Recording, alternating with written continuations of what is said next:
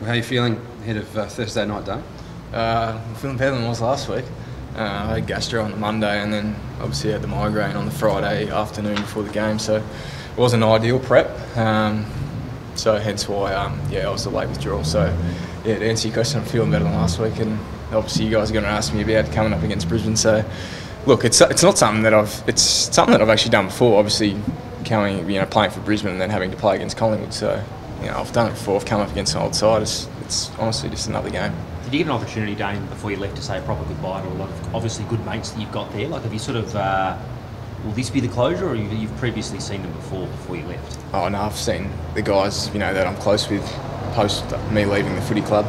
Still talk to a few of them regularly as well. So, I'm sure I'll catch up with a couple of them either on the Wednesday or the Thursday morning before the game and say good day, but it'll be all business once the ball's bounced Thursday night. Are you back to 100% fitness? Is your migraine gone? Like, how do you... Yeah, well, so I said, as I mentioned, like it was the migraine, and then there was also like I missed training on Monday. I had gastro, so yeah, it wasn't the ideal prep going into an AFL game. So we just decided that it'd be the best to pull a pin for this week and get myself right for this week. You felt the wrath of Collingwood fans previously. What are Lions fans like? What type of reception do you think you'll get? Well, it's funny because I actually when we used to play Collingwood at the Gabba, I used to get booed by Collingwood fans, and it was louder than the Brisbane fans. So it could be interesting. I could actually get cheered at the away ground. So we'll just have to wait and see. Have the text messages started yet from the old teammates? No, not really. Like as I said, I text them, call a few of them regularly each week. So it's been no different this week, really. So no.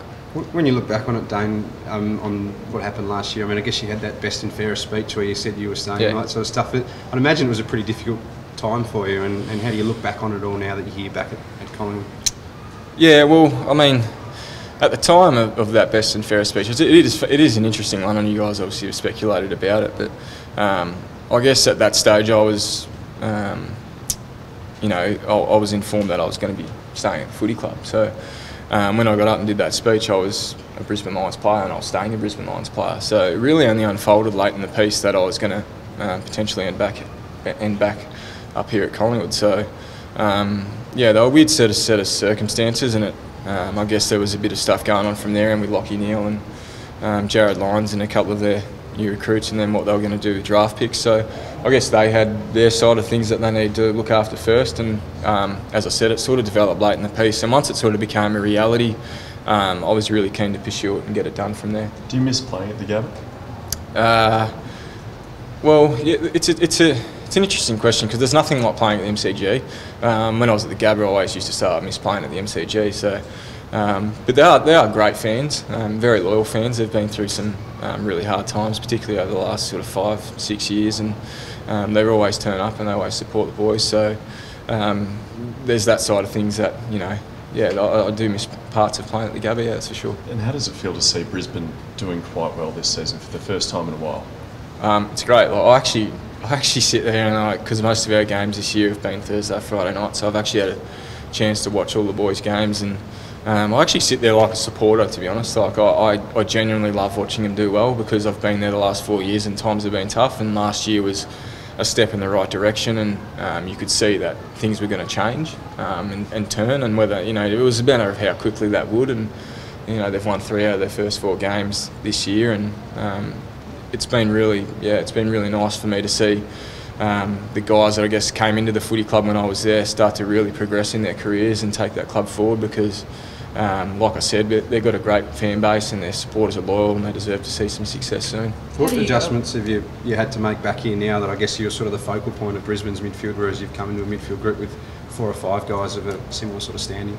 Oh, well, first of all, when I came back, I've got to just have to learn the way Collingwood play. There's obviously tweaks and there's differences in the way the side played to the way I played in Brisbane. So first of all, I had to buy into that, and second of all, it's just about sort of finding that chemistry. And I've played with Steele and Pendles, but I think Brodie was here when I left, but I didn't really play a whole lot of footy with him. He wasn't sort of the number 1 ruckman when I'd left. So trying to figure out the chemistry with him, and then the guys like Taylor Adams and Adster Law as well that go through there, and Tom Phillips and Chris Mayne, who unfortunately injured himself out in the wings. So it's just about finding that chemistry, because you can have all the depth in the world, but if you don't make it work, then there's no real point. Who are you most not looking forward to lining up against some of your old teammates? Look, it doesn't. To be honest, I'm going to probably come up against a range of them. You know, they sort of play team defence that you sort of could get caught on anyone at any stage. So, yeah, look, there's some guys in there that are hard at footy, but it's not going to really consume too many of my thoughts who I'm going to get caught on. How do you go about limiting the impact of Lachie Neale? You didn't actually get to play with him. Yeah. Well, I've played lots against him. I think he's always been a very good player, but I think he's always sort of lived in the shadow of Nat Fyfe, and I guess going to Brisbane, people are now sort of taking notice of how good he actually is. I don't think he's actually. I think he's improved a little bit, but he's always been a very, very good player of the competition. I think people are sort of taking a bit more notice of him now that one, I guess he's at Brisbane and he is that main man in the midfield, and two, Brisbane are doing well, and the focus automatically goes on you when you're winning games. So, yeah, we're going to have to put some time into him. As a collective, we should be able to take care of that, and hopefully we can. How have you seen your own form, Dayne? Obviously, you've been pretty solid. Yeah. Obviously, like I had an interrupted pre-season, so there was just little niggles here and there that sort of kept interrupting my pre-season. So it was a little bit slow at the start. Obviously, I'd like to build some more consistency moving forward. But you can't project forward. I'd love to sort of get to around 10 and know that I've played and contributed in my role with the side, but you can't do that. So it's literally a week by week thing for me.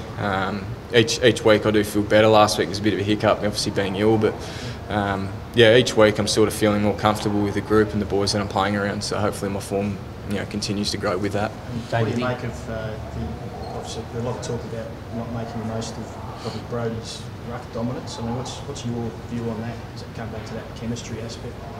Oh, well, other opposition teams put a fair bit of time into Broads as well. There's two sides to it. There's one, we've got to capitalise on it better, but there's also, Brodie's an All-Australian ruckman, so a lot of teams are now putting a lot of time into his hits and where he's hitting the ball, so teams are getting better at sharking it, and we've got to be better at being able to put our bodies in better positions to be able to make the most of his hit out. So it's a long year. We're in, what have we played, 4 games, so yeah, we're continually working on the different ways and different methods on how to capitalise most on his hit-outs. Don't you think that the competition for spots in the midfield is going to help drive the already high standards? There's plenty of guys that will be rapt to try and break in, including Geordie. There's a lot of talent on the outside of the midfield.